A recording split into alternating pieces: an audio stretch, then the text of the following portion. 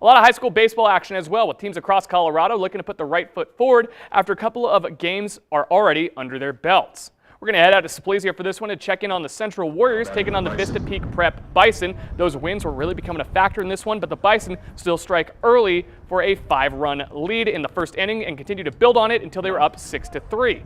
Warriors turned to Octavio Gallegos to come in and stop the bleeding on the mound. Early on, the Central lefty was missing bats and punching tickets, looking like he was headed for a scoreless frame. But the Bison are threatening with a pair of runners on base. Cole Redmond would come up with both those runners at the corners and get a pitch he likes, and the righty would take it the opposite way, finding a hole there in right field. A run would come around to score to make that 7 runs on the board for the visiting Bison, as another runner would eventually make it all the way over to third for the road team. Central does get themselves out of the jam, and they do it in kind of an interesting way. Gallegos gets a pop-up to shallow left off some weak contact. Trevor Zeke and Omar actually give chase. Actually holds on despite looking like we almost had a collision on our hands out there in shallow left center field. Then the Warriors get out of the inning with another nice defensive play. The Central shortstop Dayton Tim Breza here with a nice pick on the ground ball and throw across the diamond to get the last out of the inning.